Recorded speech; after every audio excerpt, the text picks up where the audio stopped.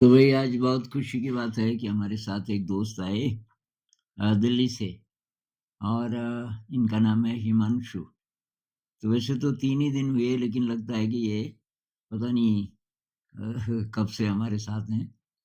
तो ये कुछ मन में इनकी बात है, कोई सवाल है, तो ये पूछेंगे और हम थोड़ी देर उस पे बातचीत करेंगे। तो इसको पकड़ लीजिए। ये सर, 2 थे ना, 1 हो गया। कोई 1 बात ही नहीं, बचा है। कोई बात नहीं सर। हाँ जी। तो सबसे पहले तो मैं ये कहना चाहूँगा कि वो एक कबीरदास जी का एक दोहा है ना कि वृक्ष कबहु न फल बखे, नदी न सिंचे नीर, परमारथ के कारणे साधु न धरा शरीर। हुँ। तो मैं मानता हूँ कि परमारथ के कारण है आनंद जी ने धरा शरीर। हुँ। ठीक है? तो मतलब माय ग्रैटिट्यूड टू यू। मैं बहुत मतलब मुझे यहाँ इतना आके इतना खुशी हुई, इतना प्रसन्न हुआ, गदगद हूँ मैं, बहुत खुश हूँ। तो मेरे सर कुछ प्रश्न हैं, मैं पूछूँगा आपसे, हुँ। ठीक है? मेरा पहला प्रश्न ये है कि सर हम जैसे शहरों में देखते हैं कि हम बहुत self centred way of living जी रहे हैं, ठीक हुँ। है? मतलब हम चीज़ें एकत्रित कर रहे हैं, एक्यूमुलेट कर रहे हैं और ज़्यादा होने के बावजूद भी और ज़्यादा के पीछे भाग रहे हैं और अपनी शांति खो रहे हैं काफ़ी हद तक। तो आप क्या मानते हैं इसमें? हुँ। अच्छा, तो सेल्फ सेंटर्ड जो ज़िंदगी है, ऐसा क्यों जीते हैं लोग कि तो इसके बाद सवाल क्या है आपका? लोग सेल्फ सेंटर्ड टाइप की ज़िंदगी जी रहे हैं शहरों में तो फिर तो मतलब वो मतलब ठीक नहीं है, हाँ, मुझे लगता है गलत है कि इतना कुछ होने के बावजूद भी फिर भी वो परेशान रहते हैं, परेशान है। कि वो और के दरअस पीछे भाग रहे हैं, और के हुँ, पीछे भाग रहे हैं। दरअसल सेल्फ सेंटर्ड होना मतलब दुःख को चुनना। क्योंकि वो रास्ता ही दुःख का है। दुःख का इसलिए है कि जितना आप सुरक्षित होने की कोशिश करोगे, उतना डर बढ़ता जाता है। ये कितना भी पैसा किसी के पास हो जाए सिक्योरिटी, जितनी सिक्योरिटी हम बढ़ाते हैं, उतना डर बढ़ता जाता है क्योंकि एक्चुअली मटेरियल्स में सिक्योरिटी नहीं है। मटेरियल्स हमें चाहिए जितनी ज़रूरत है। रोटी, कपड़ा, मकान, थोड़ा एक्स्ट्रा। वो कबीरदास जी कहते हैं ना, मैं भी भूखा ना रहूँ, साधु न साधु ना भूखा भूखा जाए। जाए, साधु इतना दीजिए जामे कुटुम्ब कुछ समाए। कुटुम्ब समाए। मेरा सारा काम भी चल जाए, थोड़ा एक्स्ट्रा, बिल्कुल। ताकि मैं किसी की मदद भी कर सकूँ। उतना तो होना चाहिए। लेकिन अब हम कल्पना कुछ लोग कल्पना में सोचते रहते हैं कि अगर मैं बीमार हो गया, ये हो गया, वो हो गया, तो तब क्या होगा, तब क्या होगा? भाई जब एक्चुअली विपत्ति आती है तो हो जाएगा, कुछ न कुछ इंतज़ाम हो ही जाएगा। पर ये तो शायद हमारी सारी व्यवस्था के कारण है। बचपन से पेरेंट्स ही ये सिखाते हैं सेल्फ सेंटर्डनेस। स्कूलों में जो कंपटीशन है, कंपटीशन में ये है कि आप का पूरा फ़ोकस है अपने पे, मैं आगे निकल जाऊँ और ना निकले कोई मेरे से आगे। तो ये वही है सेल्फ सेंटर्डनेस। जॉब्स में फिर वही होता है। कहीं अपॉर्च्युनिटी है, मान लीजिए मेरा दोस्त मेरे से ब्राइट है पर उसको नहीं पता। तो कोशिश मेरी ये रहेगी कि उसको ना चले पता। अगर मैं सेल्फ सेंटर्ड हूँ, तो मैं चाहूँगा यार किसी और को ना चले पता, ये जॉब तब मुझे मिल सकती। तो ये सब जगह है और मुझे लगता है कि इसको बदला जा सकता है। अगर हम हमारे पास बेसिक नीड्स को फुलफ़िल करने के तरीके हैं, उतना पैसा है, तो हम चाहें तो मन से आज़ाद रह सकते हैं।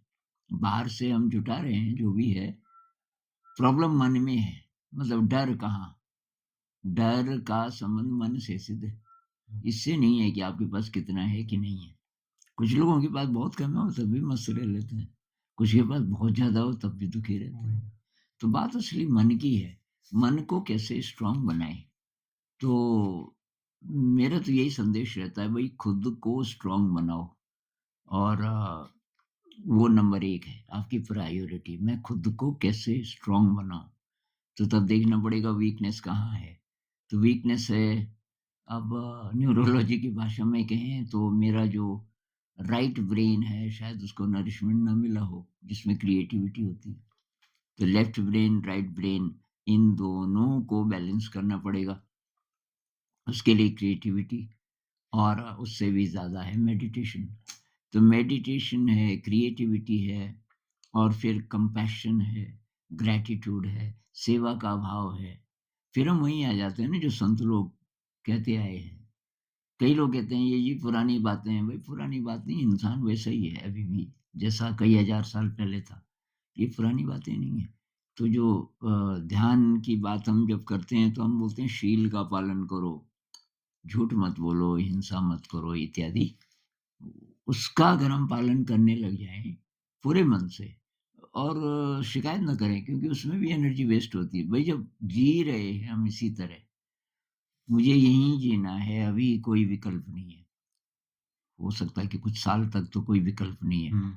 और पॉल्यूशन है और ये ऑफ़िस का वातावरण बहुत ख़राब है, सब तरफ कॉम्पिटिशन है इत्यादि, इत्यादि। घर का भी वातावरण स्ट्रेसफुल है, ये सब रहने वाला है, ये मान के चलें। ये है, इससे एस्केप ना करें मन ही मन में हुँ। या अपने को कोसें नहीं कि भई ये ना होता, ये ना भई है वो तो। इस सब के होते हुए क्या मैं फिर भी बैलेंस्ड और फिर भी अ, संतुष्ट, खुश रह सकता हूँ? ये अगर हम कर लें तो उसके लिए तब ध्यान है। हुँ। रोज़ ध्यान का अभ्यास करें और ये सारी बातें धीरे-धीरे कोशिश करें भई थोड़ा बहुत सेवा का कुछ काम कर लें, कुछ ना कुछ तो कर ही सकते हैं। क्रिएटिविटी को बढ़ाएँ, आप बोल रहे थे कि हारमोनियम सीख रहे हैं और आप गिटार आपका गिटार का वीडियो देखा मैंने, तो वो आपने अभी सीखा हाँ, कुछ ही वैसे 2-3 महीनों में, तो आप कोशिश कर रहे हो क्रिएटिव होने की। तो बहुत बढ़िया बात है। तो धीरे, धीरे, धीरे आपकी शक्ति बढ़ेगी और तब यूनिवर्स मदद करता है। सही बात। यूनिवर्स आपकी जो प्रेज़ेंट कंडीशंस हैं, मान लीजिए बहुत स्ट्रेसफुल हैं बहुत डरावनी हैं, यूनिवर्स उनको चेंज करना शुरू करेगा फिर, क्योंकि आप उस रास्ते पे हैं। कुछ और बोलना चाहते हैं? सर जैसे हम देखते हैं ना, हुँ, काफ़ी मित्र हैं मेरे जो बहुत कंप्लेन करते हैं, ठीक है? और उनका स्वभाव ऐसा हो गया ना, जैसे अंग्रेज़ी में कहते हैं कि सेल्फ सबोटाजिंग नेचर, हुँ। ठीक है? तो संतुष्ट नहीं है वो अपने मतलब जीवन से, अपनी वर्तमान परिस्थिति से। हुँ, तो हुँ। उस उनके लिए आप क्या संदेश देंगे? तो संदेश तो वही है कि भाई अपने को कोसने से या परिस्थितियों को ब्लेम करने से कोई फ़ायदा तो होने वाला नहीं है। परिस्थिति बदलेगी नहीं, परिस्थिति तो वैसे ही रहने वाली है, बल्कि बढ़ेगी। वो परिस्थिति जितना आपको परेशान कर रही है, आपने उसमें थोड़ा-सा और ऐड कर दिया, जो आप ब्लेम कर रहे हो हुँ, अपने को या परिस्थितियों को। मैं बेचारा या अपने पे तरस खाना या अपनी किस्मत को कोसना, ऐसा क्यों? भई ऐसा है, उसको एक्सेप्ट करें, ऐसा है और अगर थोड़ा-सा भी स्पिरिचुअल लीनिंग है उस व्यक्ति की, तो ये भी पता चलता है कि शायद ये हम ही ने कमाया हो। हुँ, मैं जब बीमार हुआ, हाँ, मेरा शुरू से क्लियर था भई ये मैंने कमाया, कमाया है। अब उसका ये फल है। अब मैं रिएक्ट ना करूँ तो हाँ, हिसाब-किताब बराबर हो रहा है। ये इसको मैं एक्सेप्ट करूँ, भई ये जो आ रहा है ठीक आ रहा है, जितने भी दिन है। तो दी तब मैं रिएक्ट नहीं कर रहा हाँ, तो वो जो दुष्कर्म है वो और जुड़ नहीं रहा, बल्कि पिछला कोई दुष्कर्म हाँ, रहा होगा, उसका ये फल है और मैं उसको एक्सेप्ट कर रहा हूँ तो वो बराबर हो जाएगा। हाँ, अब ये बहुत गहरी बात है और लोग आसानी से समझ नहीं पाते हैं, लेकिन अगर इसका प्रैक्टिकल करें, वो कहानी है ना कि यूनिवर्सिटी बन रही थी किसी रूरल इलाके में, अच्छा, तो कोई दूसरे देश का विद्वान उसको बहुत खुशी हुई कि रूरल इलाके में विश्वविद्यालय। हुँ, तो वो गया वहाँ पर, वो गया दोपहर के समय लंच ब्रेक था, वहाँ कोई नहीं था, पर 2 मज़दूर थे, वो रोड़ी कोट रहे थे। अच्छा, बहुत गर्मी तो छतरी किसी चीज़ पे बाँध के तो छाया करके पसीना-पसीना हाँ, शर्ट उतारी हुई थी दोनों ने। तो एक उनके बीच डिस्टेंस था जैसे 15-20 फीट का। अच्छा, तो पहले वाले को उसने पूछा, "भाई साहब क्या कर रहे हो?" उसने कहा, "बाबूजी देखने रहे, अब ये छाले पड़ गए। किस्मत के लिए रो रहा हूँ, किस्मत ही ऐसी है। अब ये रोड़ी दिन भर बस यही काम है मेरा, नहीं तो बच्चे कैसे पलेंगे, परिवार कैसे पलेगा?" खैर, उसने कहा कि हिम्मत मत हारो और आगे बढ़ गया। अब आगे जो दूसरा था एग्ज़ैक्टली वैसा ही। उसके पास भी मतलब शर्ट उतारी हुई थी उसने, वो भी उतना ही गरीब था और वो भी रोड़ी कूट रहा था। इसने पूछा, "भाई साहब क्या कर रहे हो?" तो उसकी आँखों में चमक, अच्छा। "भाई साहब मैं विश्वविद्यालय बना रहा हूँ।" कि आप अरे! ये जो रोड़ी है ना इससे बीम बनेंगी। और मेरे दिमाग में तो कि इसका पूरा नक्शा है। ये जो विश्वविद्यालय बनेगा इसमें ये रोड़ी छत तक काम आएगी, जो मैं कूट रहा हूँ। और कि हमारे जो बच्चे हैं हमारे न सही तो और लोगों के, अच्छा, हमारी अगली पीढ़ी वो इसका फ़ायदा फ़ायदा उठाएगी। उठाएँगे। कि मैं बहुत खुशनसीब हूँ कि मुझे ये काम मिला, क्योंकि ये की फाउंडेशन है। बाकी तो बना-बनाया मटीरियल आता है। ये हाँ, रोड़ी तोड़नी पड़ती है, तो जितने छाले के मेरे हाथ में पड़ रहे हैं ना, उतनी मुझे खुशी हो रही है। ये मेरा कंट्रीब्यूशन है। कंट्रीब्यूशन सही बात है, अब देखो एक ही चीज़ लेकिन 2 दृष्टिकोण। दृष्टिकोण है। तो अब ये जो पॉज़िटिव दृष्टिकोण वाला है, इसका दिल खुश है। ये ज़िंदगी भर भी रोड़ी कूटने पड़े, तो ये तो बोल रहा है मैं विश्वविद्यालय बना रहा हूँ। तो ये अप्रोच हो सकती है। अब कहना आसान है, हाँ, करना मुश्किल है क्योंकि करने में तब बहुत बारीक चीज़ें आती हैं। आपको थोड़ा अभ्यास करना पड़ेगा मेडिटेशन का, उससे जुड़ी हुई तमाम चीज़ों का, क्रिएटिविटी बढ़ानी पड़ेगी। फालतू का दिखावा नहीं कि जी बच्चे को अब महँगे स्कूल में डालना ही डालना है। अब उतना अलाउ नहीं कर रहा आपका बजट। फिर भी क्योंकि अड़ोस-पड़ोस के मेरे जो समकक्ष हैं, उनके बच्चे वहाँ पढ़ रहे हैं। अब ऐसे आप सोचने लग जाओगे तब गए काम से। देखा-देखी में सब हुँ, तो मेरे ख्याल से अप्रोच कैसी है, जैसी दृष्टि वैसी सृष्टि। सृष्टि। एक मैंने इस पे वीडियो भी बनाया था। हाँ, तो जिस ढंग से हम देखेंगे ज़िंदगी को वैसा-वैसा होने लगता है। कुछ और? जैसे ये है ना कि कहते हैं कि what happens to you is not in your hand, but how you react is in your hand. बिल्कुल, बिल्कुल। मतलब बहुत सही बात, है ना? बहुत सही बात। परिस्थितियाँ तो जैसी हैं वैसी हुँ, हैं, लेकिन उन परिस्थितियों को हम किस तरीके से इंटरप्रेट करते हैं, सारी बात यहाँ है। हुँ, तो उसमें तभी ये संत लोग कहते हैं ना, जैसे राम राखे वैसे ही हाँ, रहिए, जाहि विधि राखे राम जाहि पाइए। विधि राख मतलब आप तो बेस्ट कर रहे हो। हाँ, इसका मतलब ये नहीं कि आप कुछ नहीं कर रहे। हुँ, आप बेस्ट कर रहे हो और तब जो हो रहा है उसको एक्सेप्ट करो और एक्सेप्ट करेंगे तो ईज़ीएस्ट है। हम एनर्जी बचा के रखेंगे और धीरे, धीरे, धीरे जो बहुत कठिन परिस्थितियाँ हैं, मैंने किसी महिला ने एक कमेंट में पूछा था कि मैं नानी के साथ रहती हूँ अच्छा, और नानी को अल्जाइमर्स है। अच्छा, और मैं सेवा कर रही हूँ और मैं बहुत दुखी हूँ क्योंकि अब सारी चीज़ करनी पड़ती है, मेरी जॉब भी छूट गई और अभी तो चलो काम चल रहा है, हुँ, लेकिन मुझे ये भी चिंता है कि आने वाले समय में क्या होगा, मेरे पैसे खर्च हो जाएँगे जब ये क्या होगा, वो क्या होगा।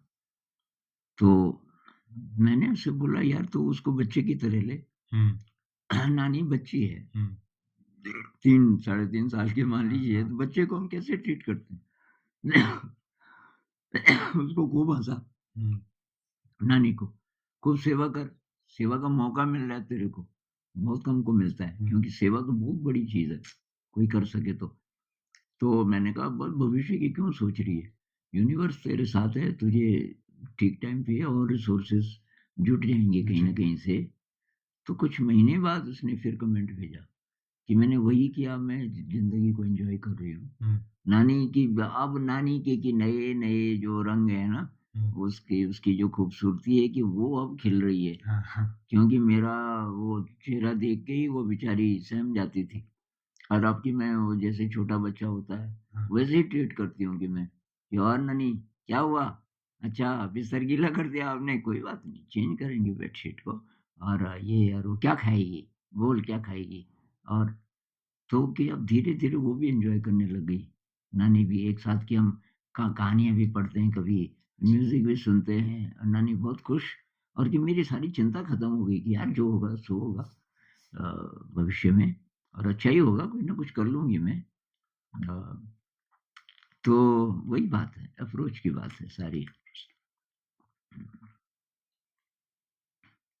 तो ठीक है आज मेरे सही। ख्याल से, है ना? सर एक और प्रश्न, हाँ, एक छोटा-सा और प्रश्न। हाँ, हाँ। एक कि सर आपके अनुसार एक मतलब मीनिंगफुल लाइफ़, पर्पसफुल लाइफ़ क्या है? हुँ। और हमें क्यों जीनी चाहिए ऐसी लाइफ़? ये जो हम बात कर रहे थे एक तो ये कि अगर हो सके तो वो काम करो जो आपका पैशन हो।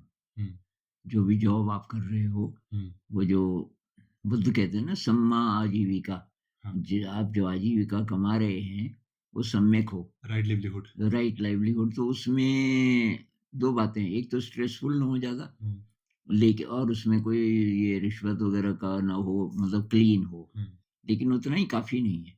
आपको मज़ा भी अगर आए उसमें, ऐसा काम हो, हुँ, कुछ क्रिएटिविटी है, हुँ, अगर चॉइस है तो उसको कीजिए।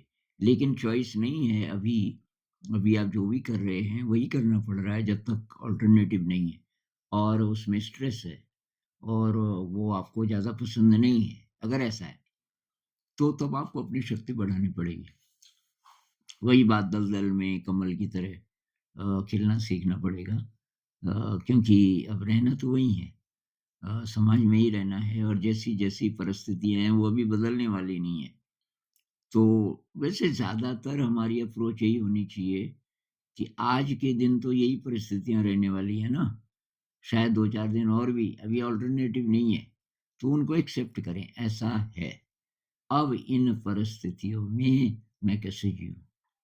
एक गाना है ना वो रक्स जंजीर पहन कर भी किया जाता है, रक्स मतलब डांस। अच्छा, किसी ने बाँध दिया, आप डांसर हैं, हाँ, आपके पैर बाँध दिए, कि बाँध दिए जंजीरों से बंध गए आप, तब भी आप डांस कर सकते हो।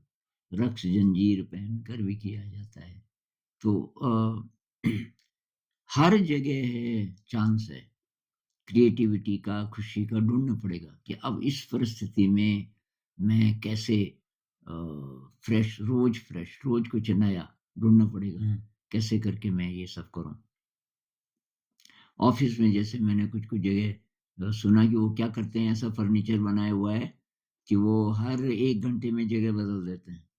अच्छा, हाँ, उसमें नीचे कुछ पहिए होंगे, तो किसी को बोलेंगे, "हाँ जी, आजा, शहर में एक्सचेंज करते हैं, तू यहाँ आ जा, मैं वहाँ चला जाता हूँ।" अब वो खड़े होकर के उसको ले जा रहे हैं हाँ, और उतने में थोड़ा-सा दिल अच्छा हो जाता है। लोकेशन बदल जाती है, हाँ, तो नहीं तो बोरिंग हो जाता है ना, आप जब-जब आँखें खुल रही हैं, तो ये कंप्यूटर है और उसके बैकग्राउंड में दीवार है, जो भी है, वही हाँ, की वही है। वही फिक्स। अब आप उसको बदल दे रहे हो। हुँ, ऐसी छोटी-छोटी चीज़ें।